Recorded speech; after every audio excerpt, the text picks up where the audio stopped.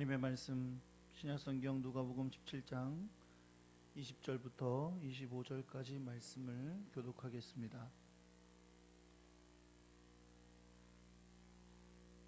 신약성경 누가복음 17장 20절부터 25절까지의 말씀입니다. 제가 한 절 읽고 여러분 한 절 읽고 교독합니다. 바리새인들이 하나님의 나라가 어느 때에 임하나이까 묻거늘 예수께서 대답하여 이르시되 하나님의 나라는 볼 수 있게 임하는 것이 아니요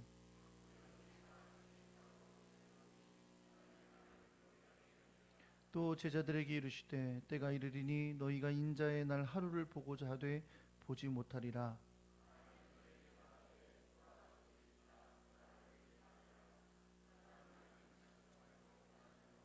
번개가 하늘 아래 이쪽에서 번쩍이어 하늘 아래 저쪽까지 비침같이 인자도 자기 날에 그러하리라.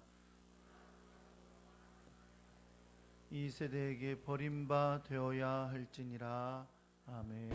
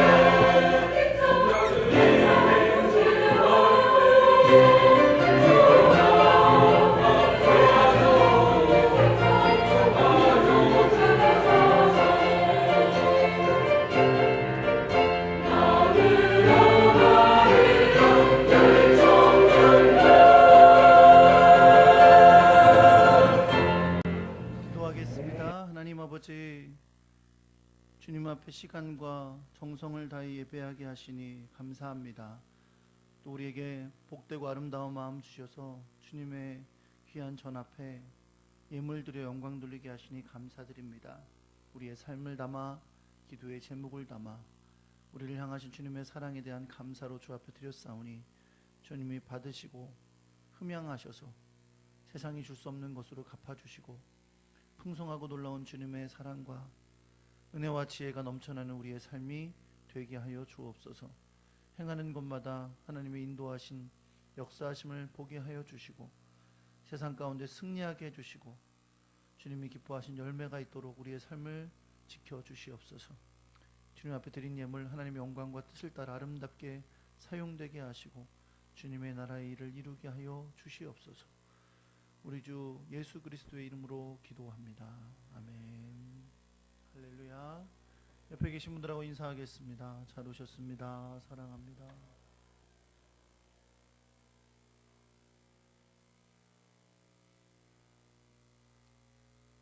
주님이 주신 은혜와 사랑 여러분과 함께하기를 예수 그리스도의 이름으로 축원합니다. 제가 그 광고 말씀할 때 해야 되는데 깜빡 잊어버렸어요. 우리 구역 좀 변경된 게 소폭이 있었는데 제가 6개월 정도 이후에는 좀 대폭 수정을 좀 할까 합니다.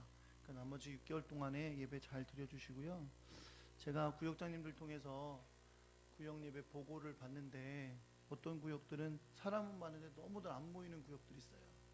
안 모이시는 분들 다음에 구역장 됩니다. 구역장이 얼마나 힘든지를 체험을 해보셔야 되니까. 그러니까 자꾸 구역 예배 빠지는 거잖아. 너무 많이 빠지고 그러지 마시고 잘 협력해서 모이셔서 같이 예배하시고 교제 나누시고 행복한 구역 예배가 되시기를 바라고요. 혹시 여러 가지 사정상 구역을 좀 변경했으면 좋겠다, 혹은 여러 가지 일들이 있다 하시는 분들은 저한테 말씀을 해주시는가 사무실에 말씀을 해주시면 됩니다. 그리고 어떤 분들은 구역예배를 드릴 사정이 안 되는데 이름이 들어가서 굉장히 부담되시는 분들 계시죠. 네, 괜찮습니다. 이름은 다 들어가는 거예요. 원래 사정이 돼서 구역예배를 못 드리시는 분들은 그렇게 구역장님한테 얘기하시고 말씀하시면 됩니다. 네, 하나님의 은혜와 사랑이 예배 가운데 함께해 줄 줄 믿습니다. 한번 따라해 볼게요. 우리 안에 있는 하나님 나라. 나이를 먹으면서 나이 먹지 않아도 마찬가지긴 하는데 종종 건망증 같은 거 생긴다고 하죠. 네, 대표적인 건망증이 냉장고를 열었는데 왜 열었는지를 모를 때, 그런 적 있으시죠? 네, 다 있네. 네, 그렇죠. 휴대폰을 들었는데 내가 누구한테 전화하려고 그랬지? 이렇게 하시는 경우도 있고, 휴대폰 들고 휴대폰 찾을 때 그럴 때 있죠. 네. 또 전화해서 그럴 때 있잖아요. 전화해서 혹시 너 내 휴대폰 못 봤냐? 이렇게 그럴 때 있죠. 네. 휴대폰과 냉장고가 합쳐진 게 냉장고에 휴대폰 넣고 휴대폰 찾는 경우, 이제 이런 경우들도 종종 있습니다. 네, 너무들 걱정하신대요. 그런 일 있으면 내가 이러다가 안 좋은 일 있는 거 아니냐 이제 걱정들 하신다는데, 건망증은 초기 증상일 수는 있지만 그렇게 관련되어 있는 건 아니라 그래요. 어쨌든 심하면 검사해 보셔야 됩니다. 여러분, 신앙생활하는 그리스도인들이요, 신앙생활하면서 건망증에 걸릴 수 있어요. 영적인 건망증에. 근데 그 영적인 건망증이 뭘까요? 여러분, 예수 믿는 하나님의 사람들에게 있어서 우리 신앙생활에 아주 중심적이고 핵심인 게 뭔지 아세요? 그건 하나님 나라입니다. 많이 들어보셨죠? 하나님 나라. 하나님 나라가 우리 신앙생활의 핵심이에요. 교회에도 핵심이고요. 성경이 말하고 있는 핵심 주제가 하나님 나라입니다. 그리고 오늘 성경에 보니까요, 예수님께서 이 하나님 나라에 대해서 말씀하시면서 뭐라 그러셨냐면, 하나님 나라는 너희 안에 있다, 이렇게 말씀하셨어요. 분명하죠? 그렇죠?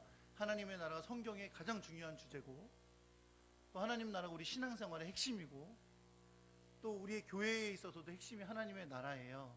그런데 하나님의 나라는, 주님이 뭐라고 하시냐면 하나님의 나라는 너희 안에 있다, 이렇게 말씀하셨다는 거예요. 그럼 우리는 벌써 보세요. 하나님의 백성이죠. 교회에 속했죠. 예수 믿었죠. 성경 믿죠. 그러니까 우리 삶에 있어서 빼놓을 수 없는 게 뭐냐면 이 하나님 나라예요. 그런데 문제는 뭐냐면 하나님 나라를 자주 까먹어요. 하나님 나라가 우리 안에 있는데 하나님 나라가 어디 있는지도 모르고 하나님 나라의 백성처럼 살지도 못해요. 그걸 제가 영적인 건망증이라고 하는 겁니다. 굉장히 중요한 걸 잊어버리고 있는 거죠. 우리가 하나님의 나라 안에 있는데, 하나님의 나라가 우리 안에 있는데 내가 하나님 나라가 어디 있는지를 모르고 하나님 나라가 뭔지도 모르고 하나님 나라를 체험하지도 못하고 그 안에서 누리지도 못하고 살아가고 있다는 겁니다. 여러분 어떠세요? 여러분에게 하나님 나라가 있습니까? 하나님 나라를 경험하고 계세요? 하나님 나라를 중심으로 살고 계십니까? 그 하나님 나라 어디 있습니까? 그 하나님 나라는 저 하늘 어딘가에 있는 거 아닌가요? 잘 모르는데 예수님이 가셨으니까 저 어디 구름 넘어 혹시 무지개를 타고 가면 저쪽 편에 있을까? 혹시 그런가요? 그럼 그 하나님 나라는 언제 임하는 겁니까? 죽은 다음에? 주님이 재림하실 때? 오늘 본문 21절의 말씀해 보니까 하나님의 나라가 어디에 있는지를 주님이 알려주셨어요. 뭐라 그러셨죠? 하나님의 나라는 여기 있다, 저기 있다 고도 못할 거라고 하시면서 하나님의 나라는 너희 안에 있느니라 라고 하셨습니다. 한번 따라해 볼게요. 하나님의 나라는 너희 안에 있느니라. 이게 주님의 말씀입니다. 주님은 분명히 뭐라고 말씀하시면 하나님의 나라는 여기 있다 저기 있다 할 수 있는 것이 아니라 너희 안에 있느니라 라고 말씀하신 거예요. 이것이 오늘 본문 가운데서 여러분과 제가 함께 읽고 깨닫고 또 알아야 하는 말씀입니다. 과연 하나님의 나라가 너희 안에 있다 하실 때 우리 안에 있다 이 말은 뭘 말하는 걸까요? 여러분 하나님 분명히 하나님의 나라가 우리 안에 있다고 하셨어요. 그렇죠? 그런데 우리가 하나님의 나라가 어디 있는지 모르고 하나님의 나라 안에 거하지 못하고 있다면 뭐랑 똑같은 거예요? 휴대폰 들고 휴대폰 어디 있냐고 찾는 거랑 똑같은 거죠. 주님께서 하나님 너희 안에 있다고 했는데 주님의 나라가 어디 있는지 모르고 주님의 나라를 느끼지도 못하고 주님의 나라 백성처럼 살지도 못하고 있다면 똑같은 거예요. 휴대폰 들고 내 휴대폰 어디 갔지? 라고 말하는 것과 똑같은 거죠. 예수님께서 하나님의 나라는 너희 안에 있느니라 라고 말씀하신 것의 의미를 오늘 잘 깨닫는 시간 되시기를 예수 그리스도의 이름으로 축원합니다. 예수님이 이런 말씀을 하시게 된 것은 바리새인의 질문 때문이었어요. 바리새인이 예수님께 오더니 이렇게 물었습니다. 예수님, 하나님의 나라가 어느 때에 임하나이까? 라고 물었어요. 사실 때를 물었죠. 하나님의 나라가 어느 때 임합니까? 라고 물었어요. 근데 이게 사실 때를 물었지만 결국 이 안에 담긴 건 뭐냐면 예수님에 대한 불신이 담겨 있는 거예요.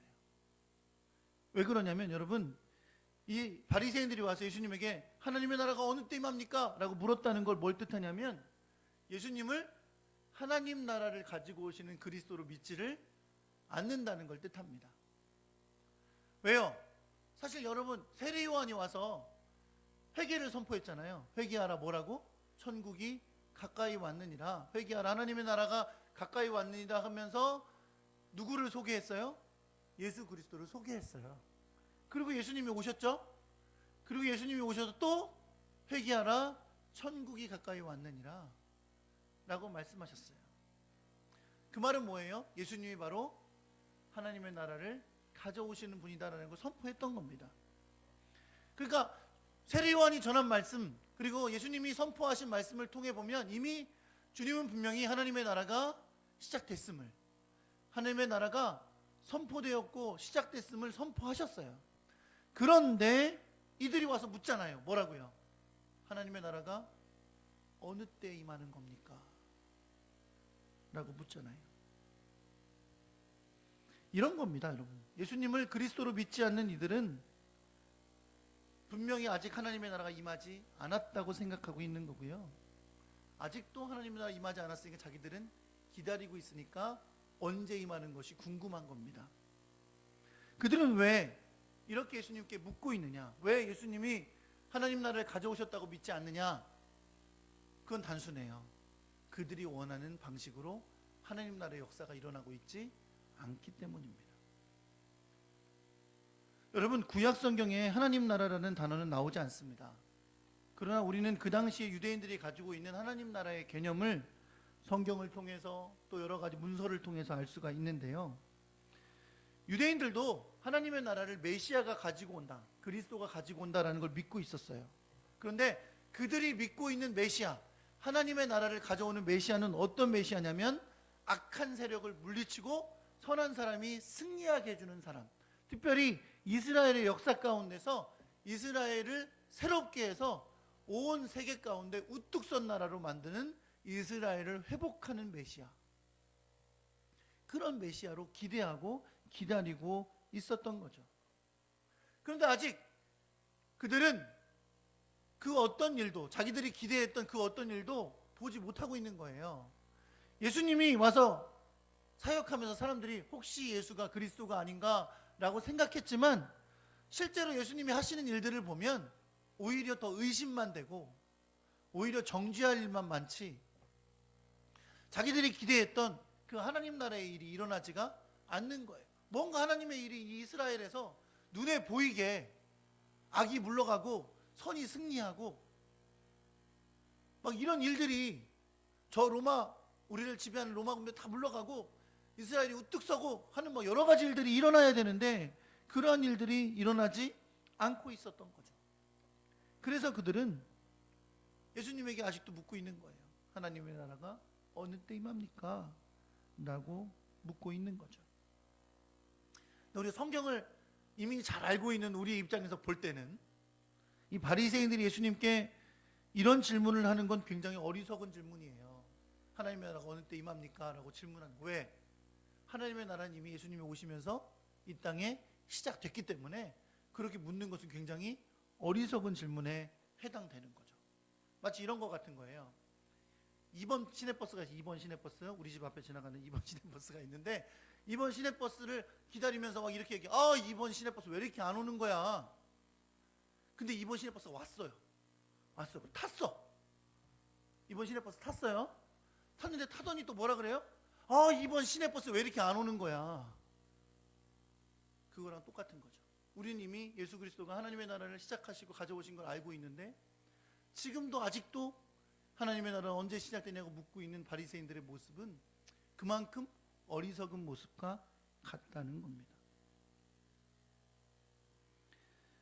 바리새인들은 아직도 눈에 보이는 하나님의 나라, 그리고 어느 곳에 눈에 보이게 일어나는 어떤 일, 그런 일을 통해 하나님 나라를 보고 싶어 하고 있는 거예요.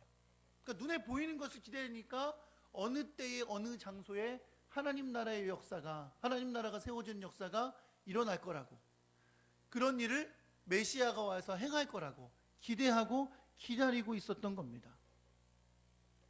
예수님이 이미 오셔서 하나님의 나라를 선포하셨음에도 불구하고 그들은 여전히 기다리고 있는 거고요.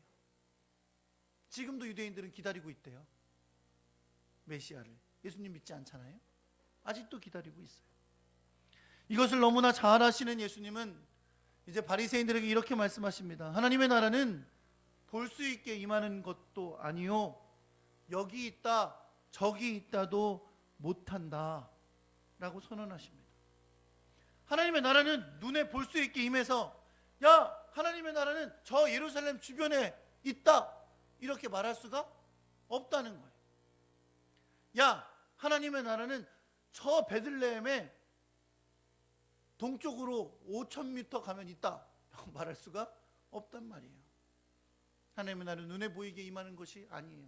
그들이 기대하는 것처럼 새로운 왕국이 세워지고 훌륭한 왕이 와서 나라를 다스리고 그래서 로마 물러가고 나라가 부자 나라가 되고 이런 것이 하나님 나라 눈에 보이는 것이 아니라는 겁니다. 눈에 보이는 것에 마음을 쉽게 빼앗기는 사람들은 하나님의 나라를 그렇게 눈으로 보고 싶어 해요.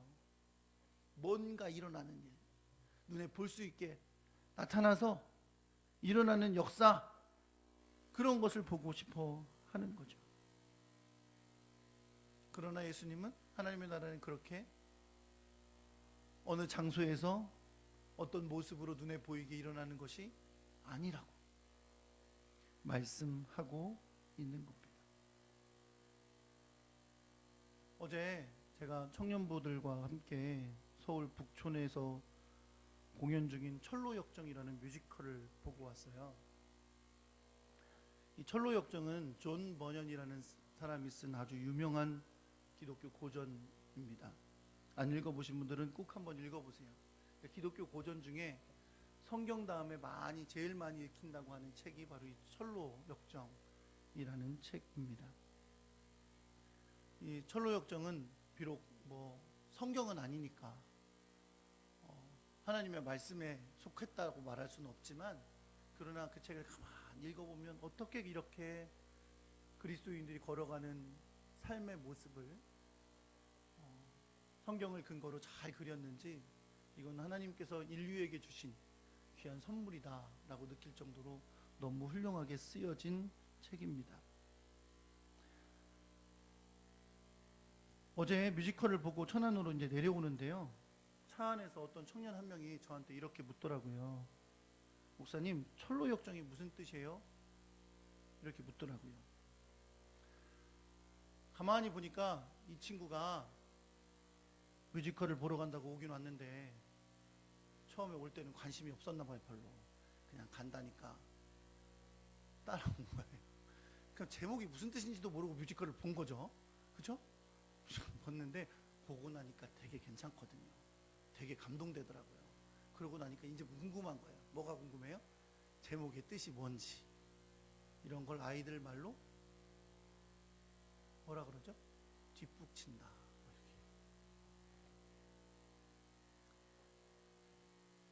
철로 역정은 철로, 천국으로 가는 길, 역정은 여정의 역사를 말하는 겁니다. 철로, 내가 하나님 나라에 가기 위해 가는 길의 역사를 말하는 거예요. 그걸 이제 소설처럼 기록을 한 겁니다. 영어로는 Pilgrim's Progress라고 합니다. 그 필그림은 그 뮤지컬에서도 그 주인공의 이름이 필그림이에요. 필그림은 순례자라는 뜻이거든요. 여러분과 저는 하나님 나라를 향해 가는 순례자입니다. 그렇게 믿으십니까? 네. 순례의 길을 가고 있는 건데, 그 순례의 길의 진전, 이런 것들을 의미하는 단어인 거죠.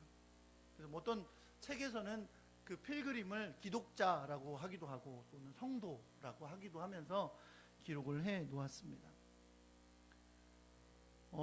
책을 읽어보신 분들은 아시겠지만 정말로 이 하나님 나라에 이르게 되는 이 기독자의 순례를 굉장히 자세하고 아름답게 잘 기록을 해 놓았는데, 그럼에도 불구하고 우리가 한 가지 잊지 않고 기억해야 될 것은 뭐냐면, 비록 우리가 하나님의 나라에 이르는 인생의 길을 걸어가면서 수많은 난관과 어려움과 유혹을 이겨내며 하나님 나라에 이르게 되는, 내 인생이 끝나고 하나님 나라에 이르게 되는 일을 가야 되지만, 그러나 결코 하나님의 나라는 우리가 죽은 다음에 가는 그곳만이 아니라는 겁니다. 오늘 성경에서도 분명히 말씀하셨죠. 주님이 하나님의 나라는 이미 너희 안에 있다고 말씀하셨어요. 이것이 여러분 좀 어렵게 느껴질지 모르지만 우리 신앙생활에 있어서 너무너무 중요하고 알아야 될 핵심입니다. 사랑하는 성도 여러분, 하나님의 나라가 임하는 때와 장소가 중요한 게 아닙니다. 오늘 본문에서도 언제 하나님의 나라가 임합니까? 라고 묻는 바리새인들에게 예수님은 하나님의 나라는 여기 있다 저기 있다 하지 못한다. 하나님의 나라는 너희 안에 있다 라고 말씀하셨어요. 그들이 관심 갖고 있는 언제 그 나라가 임하는지, 어디에 임하는지, 그게 중요한 게 아니라는 거예요. 왜? 하나님의 나라는 이미 너희 안에 있는 거니까. 사도행전 1장 6절에도 보면 예수님께서 부활하신 이후에 제자들과 함께 하나님의 나라의 일을 나누시면서 지내시는데, 부활하신 예수님 앞에 제자들이 와서 묻습니다. 주께서 이스라엘 나라를 회복하심이 이때입니까? 사실 아직도 제자들은 유대인들이 일반적으로 가지고 있는 그 생각으로 예수님께 묻는 거예요. 하나님의 나라는 이스라엘의 회복이라고 믿었거든요. 그때가 지금입니까? 라고 묻습니다. 그때 주님께서 이렇게 말씀하세요. 때와 기한은 아버지의 권한에 두셨으니 너희가 알 바가 아니다. 그렇죠? 때에 관심이 많잖아요. 하나님의 나라가 언제 임할까? 하나님의 나라가 어떻게 어디에 임할까? 관심 많지만 주님은 제자들에게, 그걸 묻는 제자들에게, 야, 때와 기한은 하나님께 맡긴 거니 그 너희가 상관할 바가 아니야. 물론 주님은 여러 가지 모양으로 징조를 알려주시긴 했어요. 그러나 때를 알려 그러고 그때가 언젠지를 궁금해하는 건 인간의 모습이지만 그게 중요한 게 아니라는 거예요. 그리고 이어지는 말씀이 사도행전 1장 8절의 말씀이에요. 오직 성령이 너희에게 임하시면 너희가 권능을 받고 예루살렘과 온 유대와 사마리아 땅끝까지 이르러 내 증인이 되리라 라고 말씀하십니다. 여러분, 하나님 나라가 뭡니까? 성경은 하나님 나라는 이런 뜻이다 라고 설명해 주지 않아요. 그러나 성경 전체의 이야기를 통해 우리는 하나님 나라가 무엇인지를 알 수 있습니다. 하나님의 나라는 하나님의 다스리심입니다. 하나님의 나라는 하나님의 통치입니다. 다시 말해서 하나님의 나라는 하나님이 왕이신 나라입니다. 그래서 하나님의 뜻이 이루어지는 곳이고 하나님의 영광이 나타나는 곳인 줄 믿으시기 바랍니다. 그런데 그 하나님의 나라를 주님이 뭐라 그러셨다고요? 하나님의 나라는 너희 안에 있느니라 라고 하셨어요.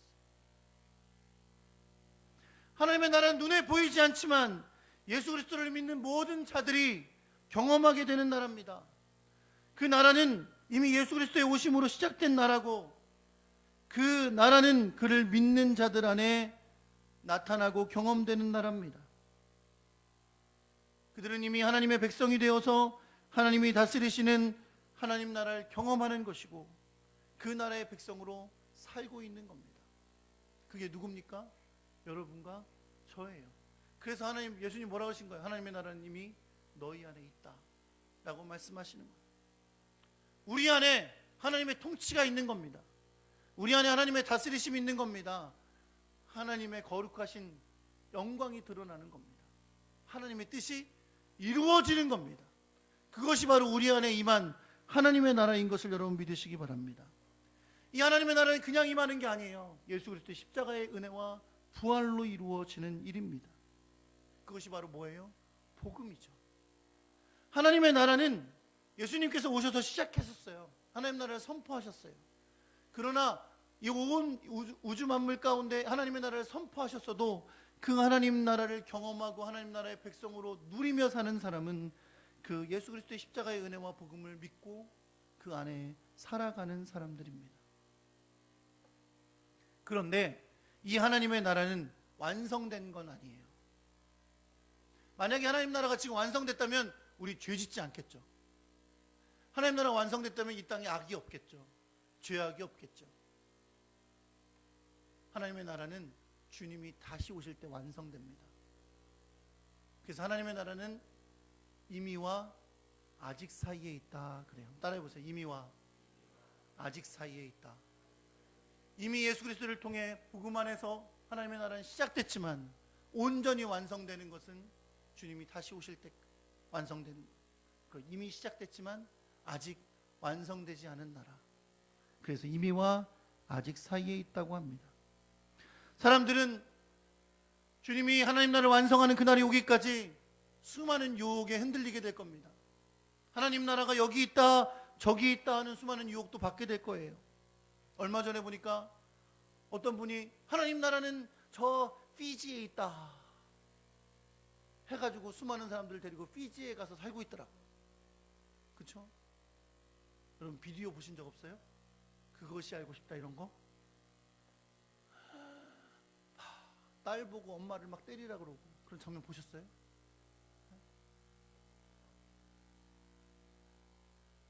하나님 나라가 피지에 있다고 데려가가지고 거기서 그러고 있어요. 물론 여러분 이렇게 잘못된 이단들만 있는 게 아닙니다. 우리의 삶에 하나님의 나라는 돈에 있다, 하나님의 나라는 좋은 대학에 있다, 하나님 나라는 명예에 있다, 권세에 있다 이러면서 우리가 하나님의 나라를 영적인 시선으로 바라보지 못하고 세상적인 눈으로 우리의 신앙의 목표를 두고 살아가게 만드는 수많은 유혹이 주님이 하나님의 나라를 완성하는 그날까지 수도 없이 있을 겁니다. 주님은 우리에게 그런 유혹 가운데 이렇게 하라고 가르쳐 주세요. 너희는 가지도 말고 쫓지도 마라. 주님이 다시 오시는 하나님의 나라를 완성하시는 그날에 대해서 주님은 이렇게 설명하십니다. 번개가 하늘 아래 이편에서 번듯하여 하늘 아래 저편까지 비침같이 인자도 그날에 그러하리라. 주님이 이 땅에 하나님의 나라를 완성하시러 오시는 날이 올 것입니다.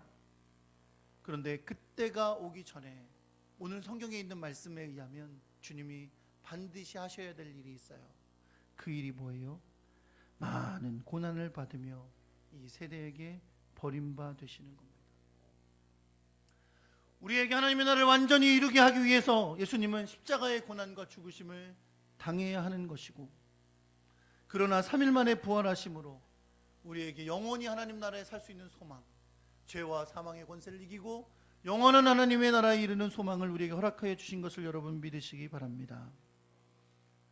사랑하는 성도 여러분, 결국 우리는 예수 그리스도께서 오심으로 시작된 하나님의 나라와 십자가에 못 박혔다가 3일 만에 부활하시고 하늘에 오르신 예수님이 다시 오실 그 완성의 날까지의 사이에 살고 있는 겁니다. 주님이 하나님 나라를 시작하실 때와 완성하러 오실 때 그 사이에 살고 있는 거예요. 그래서 우리는 이미와 아직 사이에 살고 있다고 하는 겁니다. 그런데 이 이미와 아직 사이에 살고 있는 우리들에게 주님은 하나님의 나라에 대해서 뭐라고 말씀하시냐면, 하나님의 나라는 너희 안에 있다 라고 말씀하신다는 거예요. 오늘 본문에서 너희는 바리새인들입니다. 바리새인들에게 말씀하시는 거예요. 하나님의 나라는 너희 안에 있다. 그러나 궁극적으로 이것은 이 세상을 살아가는 모든 사람을 가리킵니다. 왜냐하면 예수님의 오심과 십자가의 죽으심과 부활은 온 세상의 사람들을 위한 것이기 때문에 그렇습니다.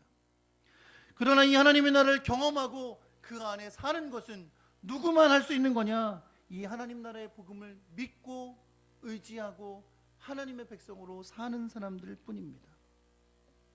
이 하나님의 나라를 선포하고 살아가는 주님의 귀한 백성만이 이 나라를 누릴 수 있는 것입니다. 그렇기 때문에 이 하나님의 나라를 선포하고 보여주는 사명을 가진 공동체가 있어요. 그게 바로 교회입니다. 한번 따라해 볼게요. 교회는 하나님 나라의 표지판이고 하나님 나라의 모델하우스다. 길을 가다 보면 어디로 들어가라고 표지판이 있죠. 그렇죠? 어디로 들어가라고 표지판이 있어요. 여러분, 교회는 어떤 역할을 해야 되느냐? 하나님 나라에 들어가는 법을 가르쳐주는 표지판 역할을 해야 됩니다. 이게 복음을 전하는 사명이에요.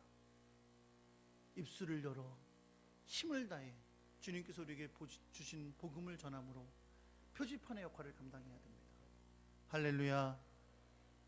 두 번째, 하나님의 나라는 뭐다? 교회는 뭐다? 하나님 나라의 모델하우스다. 교회는 교회의 모습으로 사람들에게 하나님 나라가 어떤 곳인지를 보여주는 곳이어야 합니다. 할렐루야. 아머니 작은 이유는 내가 교회 다녀보니 그렇지 않더라 하시는 분들 때문에 그럴지 몰라요. 그러나 여러분, 이건 성경이 말씀하고 있는 매우 중요한 진리입니다. 교회는 하나님 나라의 공동체입니다. 하나님 나라를 선포하고 하나님 나라를 보여주고 경험케 하는 귀한 공동체입니다. 그런데 여러분, 잊지 않아야 될 게 있어요. 교회는 성도의 무리예요.